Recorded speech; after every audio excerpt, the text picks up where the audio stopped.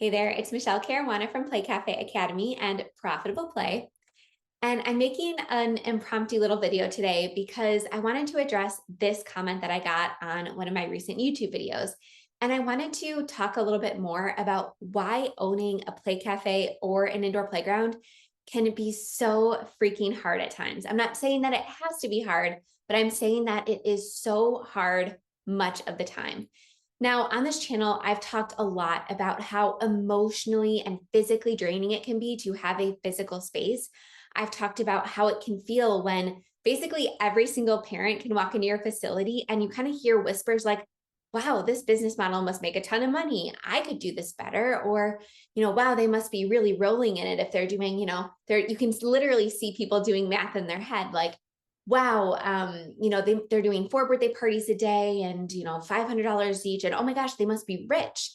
And everyone thinks they can do it better, right? That's emotionally draining, physically draining. As I mentioned, having a physical space, managing a team. I talk about how hard it is to work alongside your kids and how that's a major misconception that a lot of people think that owning an indoor playground is perfect for people who want to bring their kids along. Spoiler alert, that couldn't be further from the truth. But anyway, today I kind of wanted to talk more about the facts about owning a play cafe. And, I've talked about this, like I said, a bunch of times on my channel, but it's been a couple years. So I just wrote down some notes literally while I was putting my daughter down for a nap just now. It still feels so weird saying daughter, but I was putting her down for a nap and I literally just wrote down a couple things that I've noticed recently that have come up in Playmaker Society, which is my membership for indoor playground owners and play cafe owners. And I've also seen these things come up with my one-on-one work. So I kind of wanted to put all of them together and just address, again, all of the factual information, not emotional, not subjective. I wanted to, again, talk about this from a more objective point of view. Why is this industry so hard and why does it have a high failure rate compared to other industries? So the first is going to be obvious, and I'm just looking at my little bullet points on my notepad here. But the first is that the bills are big, right? With a physical space comes big bills, and they do not stop coming, right? With an online business, you can kind of take a step back, you can go on maternity leave, you can pause your Etsy store or something like that. But with a physical space, that rent's coming every month. Your payroll has to get paid, right? These are not bills that you can put on the back burner or that can go unpaid for a couple months. Those bills are big and they just keep coming. And it's also a big investment to even get into the industry. In my recent experience, I've seen on average it costs about $200,000 to $300,000 for a small footprint facility. I'm not even talking about, 10,000 square feet. I'm talking 2,000, 3,000, 4,000 square feet. That's the average price.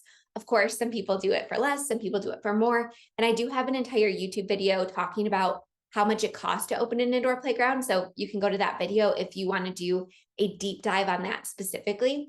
But it's a big investment and something that a lot of people don't realize, when they're crunching the numbers and they're putting together their business plan, is that there are so many unexpected costs that can pop up along the way, whether it's something in your build out, whether it's having to rezone a building, whether it's having to pay tens of thousands of dollars to your lawyer because your lease keeps getting sent back and forth through negotiations. All of that costs a ton of money. And I have never, and I've worked with hundreds of indoor playground owners, I have never seen a space open for less than they anticipated for the same vision, right? I've seen a bunch of people compromise on what they want their business to be. Maybe they went smaller, maybe they didn't buy that grand play structure. So I've seen people, change their vision and come in at a lower price, but I've never seen someone create exactly what they set out to create for less than or the exact price that they came up with in their business plan. Something always comes up and it's always more expensive than you think. And that results in not just big bills, but a big loan payment that, again, a lot of people don't account for. Because even if they feel like they have a significant amount of money saved, most people still have to do some sort of financing in order to get into this industry. Now, if that's not you, disregard this. But even if it's not you and you want to rebuild your savings, that obviously comes at a cost. You have to get that money from somewhere, right? You have to start paying yourself back from all of that money that you put into the facility. But again, it's usually more expensive than people think. You have to talk about, again, rent, payroll, insurance, all of those huge bills, plus your loan payment. And it's just an expensive industry. And like I said, your bills don't care if you're having a slow month, if it's randomly an absolutely beautiful September, when usually September in your area has inclement weather. Big investment and the bills don't stop. So that's obviously one reason why it's a lot harder than other industries that don't require a physical space.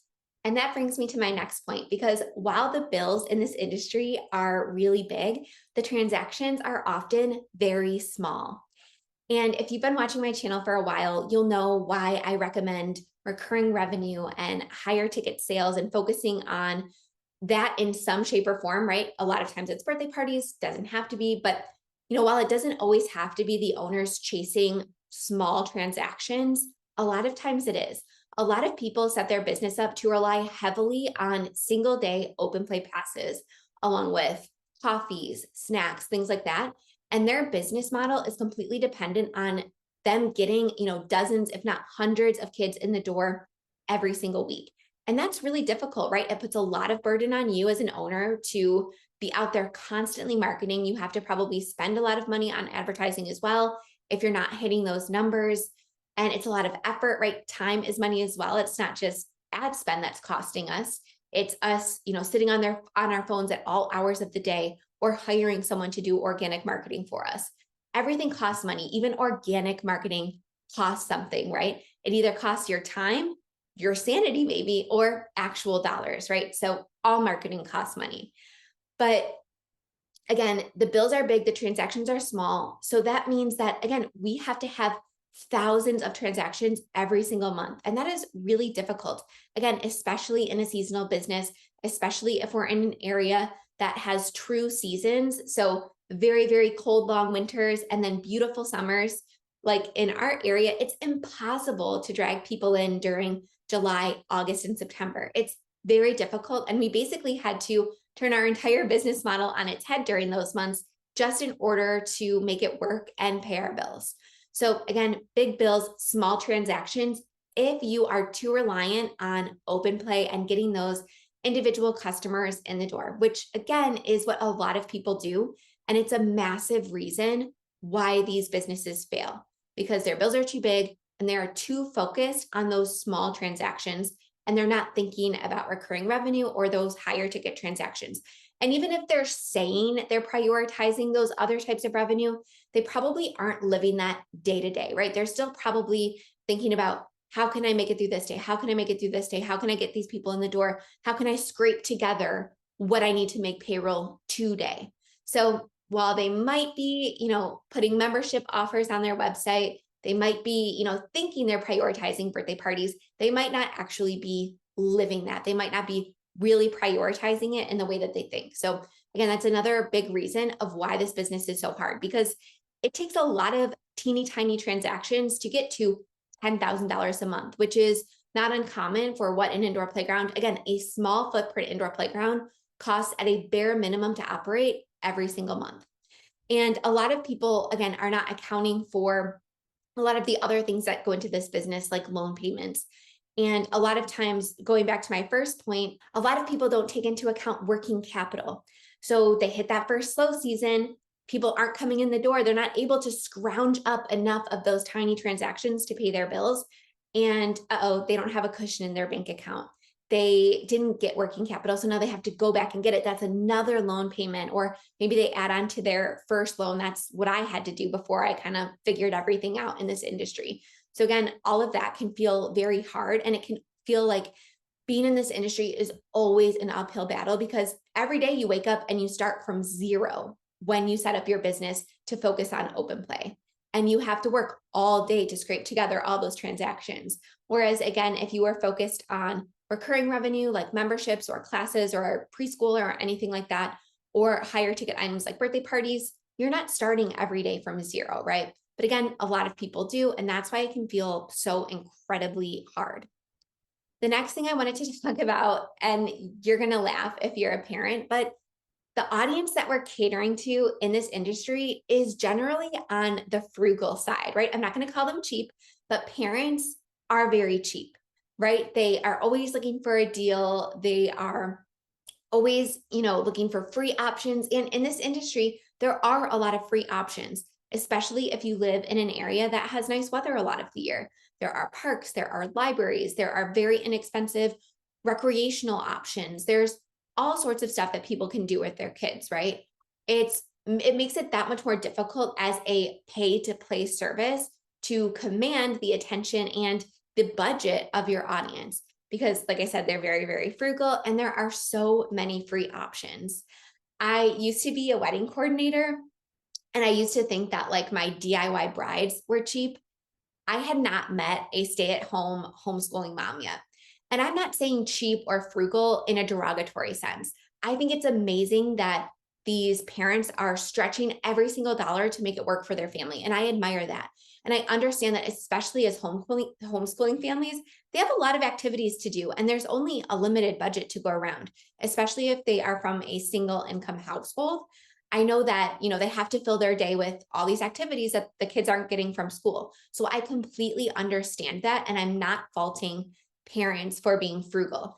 However, it does make it very difficult for us as business owners, especially in an economic downturn like we're in right now, to get enough of those tiny transactions in the door and to also command prices that are high enough so that we can pay those big, big bills. So bottom line, to sum it up, parents are very frugal, especially parents that are free during the day, right? Most indoor playgrounds operate during weekdays, during normal working 9 to 5 hours. So a lot of those parents are going to be from single income homes, or they're going to be nannies or caregivers who are already getting paid. So now the parent is going to have to not only pay the nanny for their service or grandparent, whoever, they're also going to have to pay for that nanny and the kids to visit this indoor play space and get snacks and drinks and all that. And it really adds up. So again, it's also an uphill battle to command high enough prices. Now, there are, of course, ways to do this, but this is one of the hardest parts is working with such a frugal and price conscious and budget conscious audience. All right. The next thing I wanted to talk about is relatively low marketing budgets for this industry. And the reason that a lot of people, again, don't account for a significant marketing budget in this industry is that we see all sorts of indoor playgrounds and play cafes making amazing viral Instagram reels and TikToks and videos and things like that. And they think, a lot of owners think, oh, that looks easy enough. Like they're not paying for these ads, they're not paying for this reach. I can definitely get the customers that I need without having to pay a dime. And while that can absolutely be true, as I mentioned earlier in this video, everything costs something, right? It either costs advertising dollars so that you can post something and then pay for the algorithm to push it out to as many people as possible, or it's costing us time. It takes a ton of money to shoot content, to edit it, to post it, to interact with comments. All of that takes way more time than a lot of people realize. And sure, some people have gotten it down pat, like Sierra from Grandma's Playroom. I visited her a couple years ago and we're still friends. And I have always admired how quickly she gets all of her videos up. She makes like 3 to 5 videos a day. She's incredibly fast with it. She doesn't do anything fancy. She will take the video, do some quick edits, make her music choices, and then boom, it's up. And she has done that for years and she has millions of followers. However, Sierra is a perfect example of an outlier, right? A lot of people have tried to replicate her success and they just don't have that. Whatever it factor Sierra has going on, it's really hard to replicate that. Her energy is so contagious. She has that bright, beautiful hair that really catches your attention when she comes on the screen. And even though she makes it look so easy, she's worked years and years for that reach. And don't forget, a lot of the reach that she's getting isn't even local. So you could see these reels and these TikToks getting hundreds of thousands of views and likes, but that doesn't always result in local traffic and sales. So that's something to really keep in mind. So again, I see a lot of people going into this industry thinking they can spend little to no money on advertising to get all of those customers they need in the door to make all of those tiny transactions to pay those big, big bills. And they're really surprised at how much effort it takes to market the business, right? They think, oh, this is the field of dreams. I'm going to build it. People will come. There's moms groups. There are so many free or inexpensive ways to advertise. And yes, that's absolutely true, but that takes a ton of time and effort. And what a lot of owners in this industry don't have is time and extra energy to exert into marketing. So it often falls on the back burner and it becomes the last priority, which results in low traffic, low sales, and not enough tiny transactions to pay those big bills. And that brings me to my next point. Why don't we have the time and extra energy? Well, that's because in this industry, I see a lot of owner operators, a lot more owner operators than in other industries. And a lot of people thinking that they can or should wear all of the hats, do all the things just because they can, right? Why would I pay for someone to mop the floor when I can, throw my baby on my back and do it myself? Why would I pay someone to run payroll for me when I can just do it? Why should I pay someone to create marketing content when I can just do it? Or why should I pay for advertising when I can just, suck it up and post organically? And that thinking is going to really get you into a lot of trouble. And it's the fastest track to burnout, right? Because enough of those small tasks, they add up, and all of a sudden your day is completely disappeared. You probably feel guilty for not paying close enough attention to your kids because you were on Instagram, you were on TikTok, you were replying to emails, you were playing customer service, you were mopping the floor, you were cleaning the toys, you were sanitizing, you were paying bills, you were doing orders, you were checking inventory, you were writing the schedule, you were texting back and forth with your staff, you were ordering balloons, you were ordering cake, right? There are a million things you need to do just in order to keep this business afloat, not even to grow the business, just to maintain it day to day. And if you take too much of that on yourself, even though individualized, they're small tasks, they're easy tasks, they're not time consuming, they do add up. And, soon enough, as your business does grow, it's going to take more and more time and energy and effort to maintain the business. And then, you don't have any time to market. And you also don't have any budget to market, right? Because you didn't account for that because you planned on doing it yourself. But now your time is all sucked up into managing your team because you grew and now you have all these employees to take into account. And now you can't be the marketing person anymore, right? It just creates this cycle of way too much to do and you're only one person.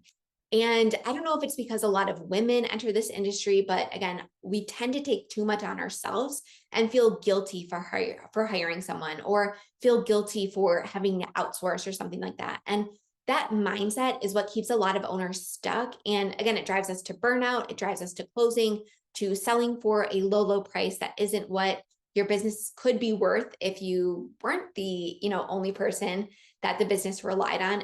I've created so many videos about how dangerous it is to be an owner operator. I'm not going to get into all of it, right? I could list 1,000 reasons. I could go into a 60-minute rant right now about how this industry, again, is especially difficult. My son calls it playing, business on extra hard mode because we play a lot of those tycoon games and Roblox. And when you're doing everything yourself, like my son says, it's playing the game, it's running your business on extreme hard mode because you're doing every single task and you're not investing in allowing anyone to help you grow your business, to take some of that off your plate. And it just creates this spiral and you are eventually going to burn out. So again, a lot of owner operators in this industry make this feel really hard. We're not asking for help. We're not giving ourselves permission to hire tasks out. And that's why it can feel really hard. And then the last thing that I wanted to talk about is something, again, that I've noticed as I've been a consultant in this industry for almost a decade now. And that is that a lot of people come into this industry because they love kids, because they're teachers, because they're stay-at-home moms, because they're therapists, because they have all of this experience with play and with kids, and they don't have the business experience or the business knowledge to make this business work, right?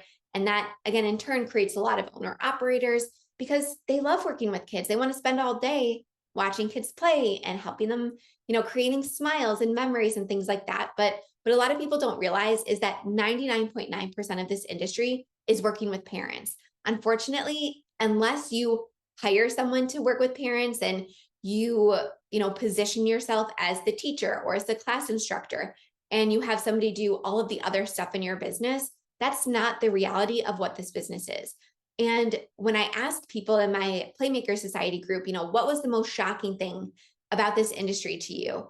And I would say 9 out of 10 of them say that they are shocked at just how much time and energy they spend managing a team specifically. Now, that's not even counting all of the other tasks that I mentioned just a moment ago, like accounting and payroll and bookkeeping and paying taxes and ordering and inventory. I'm not even talking about that. It's, the being a leader, being a manager, that's a huge responsibility. And that's a skill set that not a lot of people have if they're coming from those industries that I talked about, right? They know how to lead a classroom, they know how to teach people how to read, but they don't know how to, again, manage a team, resolve conflict among team members, figure out how to not be too personal with their staff, how to keep staff members around, how to incentivize them, how to keep them happy and motivated, how to seek the right team members, how to move them up in the ladder, how to assign different roles, how to, deal with all that. It really is a full-time job once you start having employees. So again, I know I said that you should hire employees and you absolutely should, but you also should be prepared for all that becomes, right? You go from being an owner operator, being the one who mops the floors, all that. You go from that to now being a manager, a full-time manager, a full-time leader. And a lot of people aren't ready for that transition, which keeps them stuck in the burnout owner operator phase. And they're not willing to invest in their own business knowledge. They're not willing to take the courses, hire a consultant, anything like that to make themselves able to step into that owner role, not owner operator, owner who manages all of those people, and then eventually hires a manager to deal with all of that, right? But in order to get to the point where you can hire a manager, a lot of times you have to be the manager. And a lot of people don't like that. It keeps them stuck, it keeps them small, and it keeps their business from growing. And that's why it can feel really hard because people aren't spending their days the way they anticipated, right? They picture, oh, I'm going to open a play cafe. I'm going to spend the days, playing with my kids, and we're going to, I'm going to just pop over to the register when someone comes in, and I'm going to make a coffee, and I'm going to, have all of this, it's going to be perfect, right? It's going to be rainbows and butterflies. My kids are going to love it. They're going to help. I'm going to teach them so many lessons, yada, yada. And they don't realize, again, I'm going to link the video about how hard it is to work alongside your kids, because I don't want to get too repetitive in this video, but it's a lot harder than people realize, right? And that's not how you're going to spend your days as an indoor playground owner. Unless, again, you step into the owner role and only go to your facility when you want to and not when you need to. When it's a need, it becomes a job. Your kids are going to get too comfortable. They're going to start acting a fool. Trust me, that's how my kids were. And I thought I was a pretty good parent. Turns out all the manners and everything completely went out the window the second we stepped into that cafe, because they knew my attention was going to be elsewhere. So again, that's why it can feel really hard to be an owner in this industry, because you didn't sign up necessarily to be a manager to deal with 15 high schoolers who are all fighting over the register, and they're calling in sick, and they're asking for raises, and there's all this going on. That's not how a lot of people who enter this industry want to spend their days. So yep, it can feel very hard. All right, I hope you like this little impromptu video. I know I went on a couple tangents. I know I got on my soapbox a little, but like I said, I get asked this question all the time. Why does this feel so hard? Why is this more complicated than other industries? And those are the reasons that I came up with in my notepad while I was rocking my daughter to sleep. So I hope that shed some light for you. And again, I'm going to link all of those videos that I mentioned that goes deeper into the emotional impact being an owner in this industry can have, how hard it is to work alongside your kids, how much it costs to open an indoor playground. I'm going to link all of that in the video description. But if you have any topic suggestions, or if there's anything you want to learn about, or anything you want me to talk about, or anything like that, please feel free to put them in the comments of this video. I am always looking for new inspiration for videos. All right, have a great day. I'll see you soon. Bye for now.